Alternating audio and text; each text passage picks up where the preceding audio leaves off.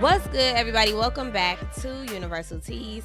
It's the People's Podcast with your girl Toya, and this episode is called Planning for Peace. So if you a real one and you've been rocking with me, you know that this year, 2023, is all about focus, right? And so for the months of January through March, we're talking about planning. If you want a successful life, if you want a happy life, if you want to focus on your goals, your dreams, and your visions, you have to have a plan, right? And so last week we just spoke about the importance of planning, but this year, not this year, I'm rushing. This episode, y'all, we are talking about how to plan for peace. All of us want a peaceful life. We want this life that is stress-free, where we are managing all of our roles and responsibilities well, where we are coming in and out of transitions well and at peace. And so I feel like if you want a peaceful life, that is something that you have to plan for. So today we're going to break down what peace is, how you get it, how you maintain it, what it is not. And I'm also making you hold yourself accountable for your peace. So if this is your peace, it has to be your mission and your job and all of your efforts to make it happen.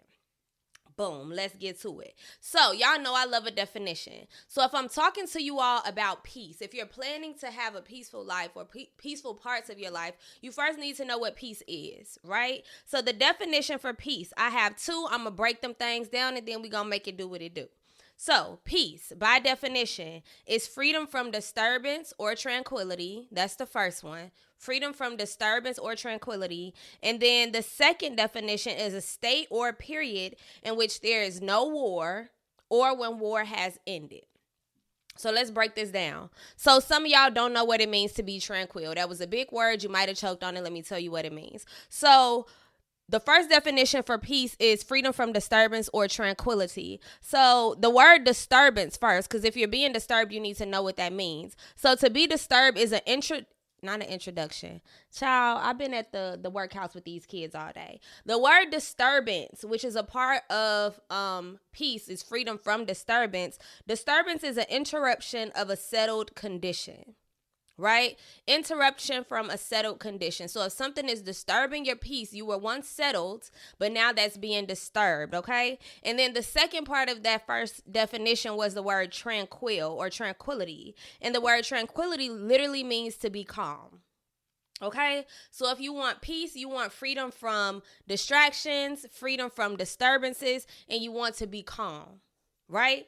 And then the second definition of peace is a state or a period where there is no war or where war has ended. So when I think about this, if you want to establish peace, if you want to operate in peace, you first need to understand where the disturbance is. You first need to understand where the chaos exists in your life. You first need to recognize that you are living in a space that is not peaceful. Sometimes when we are in a constant state of chaos, of motion, of disturbance, we don't even realize that we are not at peace. It's not until you slow down and then you start to recognize all of the chaos, all of the war that's going on around you or inside of you. Because when we're talking about peace, I'm not just talking about quietness and calm around you. You need to have a calm mind, a calm body, a calm spirit. Okay? So all of those things need to be free of disturbance. All of those things you need to find a place of tranquility within all of those. And so the first step into planning for peace, I said that you need to name what it is that's interrupting your tranquility. Okay, so you need to step outside of the chaos that exists. You need to step outside of the thoughts in your head that are always moving, that are not keeping you calm. If you want a peaceful life, if you want a peaceful work environment, if you want peaceful relationships, peaceful friendships, if you want a peaceful home, you first need to realize what is interrupting that tranquility. What is it that's not making you calm? For example, let's just say you want peace in a relationship. And you all are constantly fighting or bumping heads about the same thing. In order to establish that peace, you first need to get to the root of what it is that's causing the disturbance. Because if you're not aware of what you're trying to get to, so if you're not aware that this is what we're trying to solve, you're never going to get there. Chaos exists when two people aren't being clear about what it is that they're trying to get to, because their sense of peace or their sense of calm or where they feel most tranquil may not match up with yours. Okay? This can also be true for a work environment. If you want peace in a workplace, you have to figure out what it is about that workspace that is making you disturbed, that is making you feel like you're at war with your boss, with your coworkers, with whoever it is that you're interacting with. So the first step in planning for peace is to name what it is that's interrupting your tranquility, or who.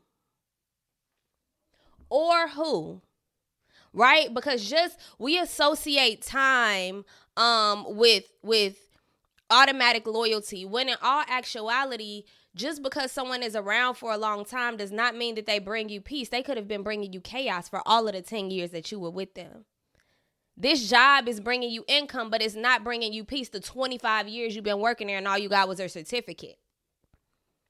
So establish what or who it is that you're at war with that's bringing you disturbance. And sometimes you might not want to name that.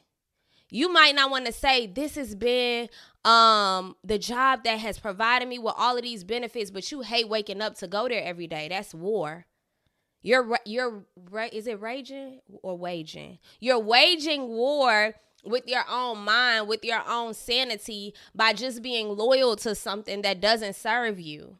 That's not where you find peace. Just because you've been with this person for so long, this has been the extent of our relationship. Maybe you need to change the way that dynamic works. And I'm not saying cut everybody off. I'm just saying change how you deal with them. Change what you allow them to bring into your space. You got to be able to name it and not be afraid to name it. So a large part of what I've realized in my journey to finding peace is I had to stop considering everyone else. Because my peace is my peace. Some people don't give a damn if you at peace, as long as you are serving them. That job that you hate, they don't give a fuck if you are peaceful, as long as you doing the job that they called you to do. This relationship, as long as you showing up for them how they need you to be, they don't care about you being peaceful. Peaceful has to be your purpose. You have to be peaceful up to your standards, because the outside world, as long as they getting what you got to give, they don't care. They gonna pretend like it. That's why you got your certificate after working for that company for 25 years. I'm gonna pretend like I really care, but I don't. Because the only reason they're gonna care is if you stop doing what it is that's been serving them. So you have to be able to name what it is that's disturbing you, and name it boldly. Name it and don't be afraid of how it's gonna affect other people. This is no longer serving me. I gotta name it. This job is no longer serving me. I gotta leave it. This relationship is no longer working for me. I gotta go. Me being depressed and anxious all the time is not suiting me. I'm at war with my own mind. I gotta change something. You need to be able to name what it is that you need to do to get your peace. Because without peace, you won't find pleasure. And if you're not finding pleasure, then you're not really being fulfilled here. So you gotta take your own joy, your own comfort, your own mental health, your own spiritual health, your own pleasure and enjoyment just for life itself into consideration. If you're planning for peace, you got to be intentional. You got to be aware that some of the shit that you love the most, some of the people that you love the most, that you were loyal to, that you gave your all to, you got to realize that the reason that you are not at peace, the reason that you are at war with yourself, at war with them, at war with this job, at war with your mental space, is because you are allowing everything that doesn't serve you, you're allowing them to continue to have a seat at the table. Okay? So now, the next part of this, and y'all gonna be a little upset because I'm about to get up in y'all business. So I'm gonna do this before I tell y'all. So once you've decided what it is or who it is that is disturbing your tranquility, that is making you feel unsettled, that is causing you to be at war with yourself or any outside entity, you need to figure out why or how did you allow them in. Sometimes taking self-accountability hurts. You don't want me to tell you that after a while, boo-boo, it's your fault that you're not at peace. Nobody wants to constantly hear you complain. There's a difference between somebody who is letting you vent. That's cool. But after a while, your people should be telling you or asking you, what is it that we are going to change? What role did you play in your own suffering? I did an episode called Addicted to Pain, so make sure you go and listen to that. But sometimes we get so stuck in this loop of the chaos, in this loop of being displeasure. Sometimes we get so used to being upset, disappointed, and sad that we forget that we have autonomy over our lives, over the people that we have in our lives, over the relationships that we entertain. And so you need to figure out, in the midst of figuring out what's causing you this disturbance to your tranquility, how did you take not how did you take, child, what was I saying? You need to figure out how you've allowed this. What did you do to make these people feel comfortable with making you not be at peace with yourself? What have you done? What have you allowed to make this job really think that you like being there, but you don't? What have you done? Are you just sitting in your anxiety? Are you just sitting in your depression? Are you just sitting in the fact that you broke? Because complaining isn't going to do anything. You have to realize and flip a switch in your mind that you need to do something. That's why we're planning. You have to plan for the peace that you want. The next thing that I wanted to mention is, what parts of you are you at war with? So now I'm speaking to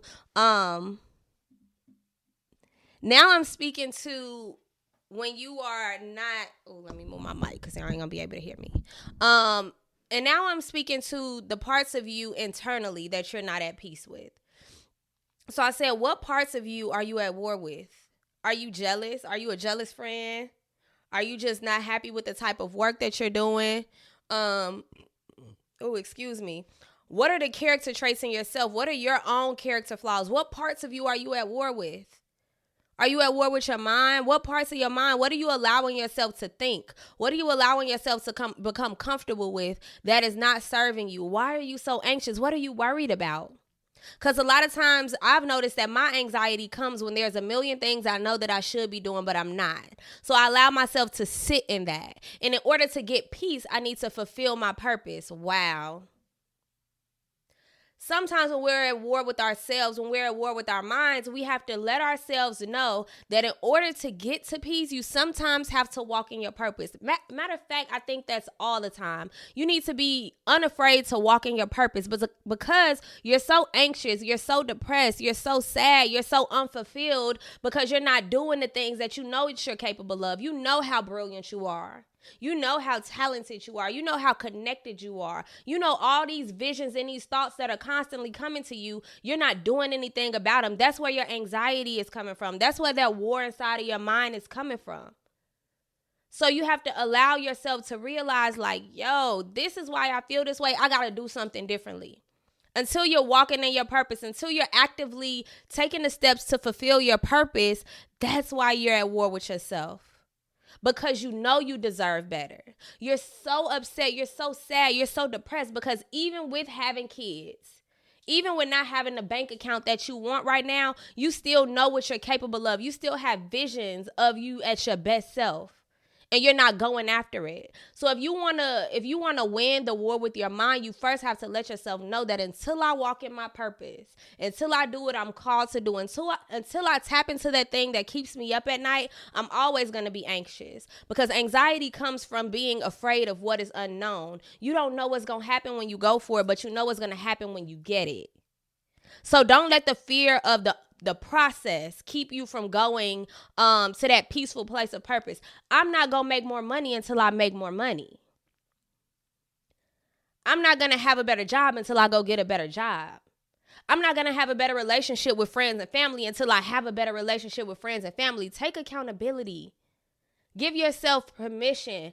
Muster up the courage to do what it is that you need to do, to have the conversations you need to have, to walk away from the things that you need to walk away from in your purpose. Because we've talked already about purpose. And my next episode is actually called Planning for Purpose. So I'm glad that I mentioned that. But you have to recognize that one is you. This is your life. This is your journey.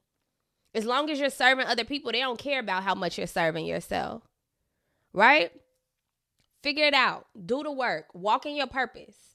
You won't be at peace until you've walked in your purpose. Your peace lies in the same place as your purpose. They like cousins, if you ask me. Period. And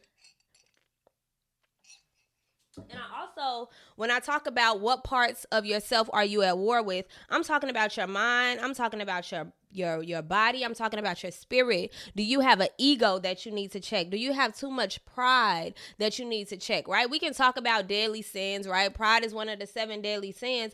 But what is it really? Are you at war with your body? Are you out of shape, but you're not deciding to change your diet or go work out? You know what I mean? Are you just feeling unhealthy? Are you not as active as you want to be, but you just sitting on your couch eating chips and dip? Your ego, do you feel like you're at war with everybody because you feel like every friend that you have, every relationship that you're in, you have to own them? Do you feel entitled to other people's time? That's your ego. So really get clear. And I'm not just saying like, oh, I'm not happy with my hair. That's a part of me that I'm not at peace with. No, you're not at peace with the fact that you don't own people. You're not at peace with the fact that just because this person is your friend, your sister, your brother, your boyfriend, your girlfriend, your boss, your best friend, you don't own their time. So you have to really realize that there are parts of you that you're at war with that you're afraid to address. The dark parts of you that you're at war with. Is the little girl in you still struggling to maintain relationships or to build trust? That's a part of you that you're at war with. You're not going to find peace if you haven't addressed the little baby parts of you that never got the clarity that they need. My friend Kavi, and I hope she's still on here, this always comes to me. She says, words left unsaid are left screaming in your head. There's some things that you need to let some people know, but you're afraid to because of the nature of your relationship or what you've allowed for so long, you're now afraid to address. Your inability to communicate is a part of you that you're at war with that you didn't even realize. Okay. And then I said, once you have, what parts of your work are you at war with? What parts of your friendship are you at war with? Right. When we talk about work, what parts of the job do you hate? You get up and go to a job every day. You complain about the people. You complain about what's going on. What parts of that don't serve you so that now when you're walking in your purpose, when you're walking to find a line of work or a career change that best suits you, are you clear about what that looks like? Because if you're just going to the next available opportunity, that's not you searching for peace. You're not planning for peace. You're planning for a paycheck. Cool. We all need that financial sustainability. But if you really want peace in the workplace, you got to be intentional in planning for what that looks like. Because you're just going to be bouncing from one place to another if you haven't sat down and decided this worked for me at this job, this did not. This salary was sustainable, but this was not. Until you're very clear about what it is that you're planning for, until you're very clear about what's not bringing you peace, then you're not going to be able to find the peace because you don't know the purpose for your journey and finding it. Another thing I said is, what parts of your friendships are you at war with? What parts of your friendships are changing? What parts of you do you need to address in that friendship? Like, what is it that friendship looks like for you at this different phase in your life? You can't be afraid of losing everybody, but be okay with losing you. Sometimes things just don't work. I'll say that again. You can't get so comfortable with losing. You can't be so afraid of losing everybody but yourself. You need to be more afraid than losing you than losing anything and anybody. I don't know if y'all have ever lost your mind before, but that's not something like I'm not compromising my mind for anything, anybody, any job, any relationship. I'm not compromising my body for anyone, anything, any job, any relationship. Get clear. What is it that you're allowing to disturb your tranquility? Why is it that you're not calm? What is it that you're accepting that's taken away from your tranquility, that's taken away from your peace? Right? Next thing is when we're thinking about planning for peace. So now I'm thinking tangibles, things that we are doing, that we are writing. And so I said, name the issues. So even if you're just journaling, even if you're journaling these out, and that's what I actually want you all to do is have this tangible so that you can see it. What are the issues that you're facing? What is it that you don't like? Why is it that you're stressed out? Write it down. Name why they don't work for you. So it's not enough to say, I'm not feeling this friendship anymore. Why? So that when you go seeking friendship again, when you go seeking relationship again, you know exactly what it is that you're looking for. And you're also recognizing what it is that you won't be allowing. So write that down. And then once you've established what the issues are, what it is that's not bringing you peace, what it is that's disturbing your tranquility. Once you've decided why these things stress you out, so you have to know you. So before you go through this process of planning for peace, you have to first know who you are, because not only are you naming the outside issues, but a large part of not being at peace is being at war within yourself. So what is it, and why do these things bother you? Why do these things not work for you? Address those. That might take a minute for you to figure out, because even me sitting here saying it, I can't even think off the top of my head. Like, I would really have to sit down and do the work to figure out why certain things don't work for me. Because a lot of times, some things don't work for you because you've outgrown them. And you've limited your thinking, so now you haven't allowed yourself to believe that you've outgrown certain things because you've become loyal to the time. You've become loyal to the pattern. You've become loyal to the feeling. You've become loyal to the temptation. So now you've convinced yourself that you can't move outside of that, but now there's a deeper issue that you need to address. Figure out what that is, right? While I figure out if I'm going to finish this. Once you've done that work, once you figured out the issue and why they don't serve you, now you need to create the big B. I've been saying it back and forth since I started this podcast. Boundaries. Once I've addressed the parts of me that don't like this, once I've addressed the parts of me that won't accept this other thing, now I can create boundaries. Now I can tell you that I am not going to deal with this type of work environment, because I know that according to my resume, according to my connections, according to the work that I've done and the quality that I've produced, I am above this. It is okay to say that you are superior. Don't get stuck being limited. We all start at the bottom. You don't got to stay there, though. So a boundary is saying that, no, I won't even entertain that salary, because I know that the type and the quality of work that I do exceeds that. Stop playing with me, right? I know that I can no longer exist in these spaces. Don't invite me to the club. I ain't there no more. You know what I'm saying? And be okay with that. Get so good with you that you're not afraid to dismiss and set boundaries. I'm a teacher. After 7 p.m., nobody's parent is getting a text back. I'm sorry. Because I'm not Miss Friend no more. My name's Toya. You know what I mean? Establish boundaries. This doesn't work for me. I don't answer work emails after 7 p.m. Sorry. Establish boundaries. Because now I'm in my pocket of peace. And I was just talking with a friend, and I said that once we create boundaries, we have to understand that the whole world is chaos. You feel me? The world is chaos. We see it on the internet. You walk outside your door, you see it. We can't control all of the chaos that exists. That's why it's up to you to find pockets of peace. You have to find pockets of peace in the chaos, because you can't control the chaos that's going on, but you need to be able to have some type of control, some type of autonomy over the parts of you that are peaceful. You're never going to eliminate chaos. And let me be very clear in naming that for this episode. I'm not saying that you are going to eliminate chaos, but what I'm saying is you are planning your pockets of peace in the midst of the chaos. You are planning for the parts of your day, the parts of your life where you can control peace. Like, ayo, this not happening here. Planning for peace also means that I run into something unexpected. We're not eliminating the chaos that exists in the world, because that's a part of the yin and the yang, the balance of just how things go. Sometimes life is up. Sometimes things are down. You can't determine if you're going to get in a car accident. You can't determine if you're going to get laid off a job. But you need to be able to establish these habits and these pockets of peace. Whereas when I'm stressed out, this is what I'm going to go do. If I'm stressed out, let me run to the gym for about 30 minutes to an hour just to clear my mind. If I'm stressed out, let me write. Let me just brain dump for a minute to figure out myself. When my kids acting crazy, let me go get this glass of wine or liquor. Whatever your choice is. But establish your pockets of peace and make sure that they are intentional to you. You know what I mean? Whereas one person's pocket of peace might be the gym. Baby, I'm just getting started. That might stress me out even more. I know that my pocket of peace is me watching the show and just chilling on the couch. Just give me 30 minutes. Right?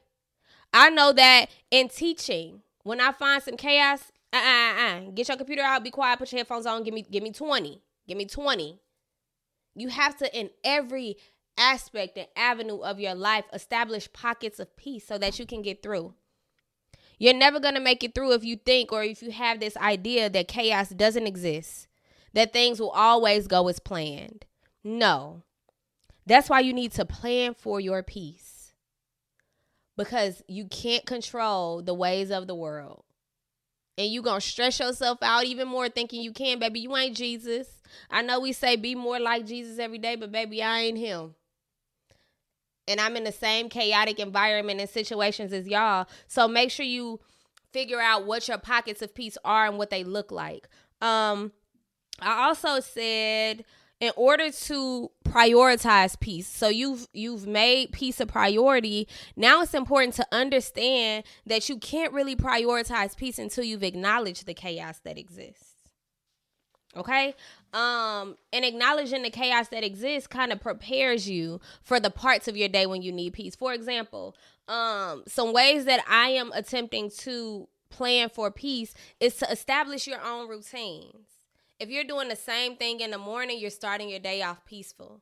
If you're ending your day the same day every night, you're ending with peace. If you have the same routines for the week, that's peace. We establish peace when we're understanding calming routines, when we're understanding routines that calm us down and slow us down and are pleasurable and bring us joy. Okay? And so what I'm going to leave you all with is just some examples of things that I would love you all to do, what I would love you all to plan out and write these things down and be intentional and look at them and actually follow through. I struggle, and I'm going to tell y'all my business. I definitely struggle with keeping up with routines and establishing habits. Because, baby, I'll make a plan, but my follow through be a little off, right? So here's some examples of some things that you all can be doing until I talk to y'all next week about planning for peace. So first, I would say figure out what your morning and nights need to look like. So no matter what happens throughout the day, you know that this part will be peaceful. No matter how chaotic shit got on the outside, you know that when I get home at the end of the night, I'm going to wash my face. I'm going to do my little face routine. You know what I'm saying? I might have a glass of wine. I might eat something good and healthy. I might eat some fruit. Establish some routines that feel good to you. Schedules, and especially for people with like big families or kids, establishing schedules for the week are important. What parts of your day do you have maybe a 15 pocket without the kids, without your man, without your girl, without your boo, all up in your face?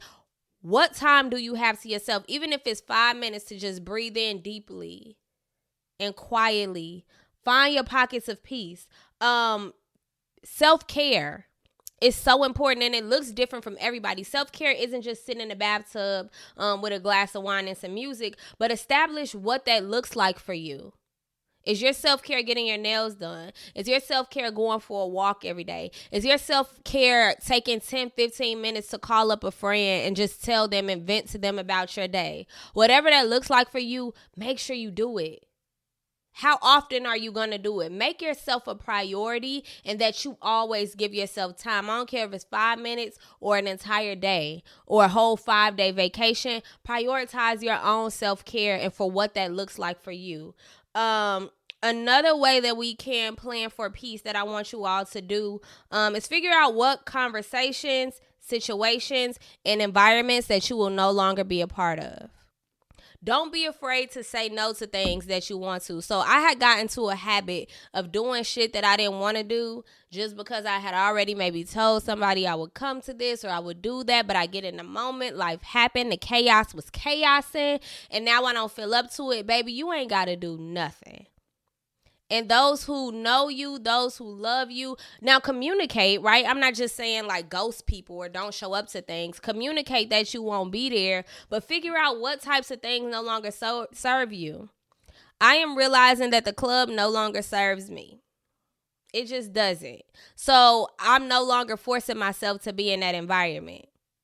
I'm realizing that toxic ass relationships of any kind don't serve me. So I'm not even going to deal with it.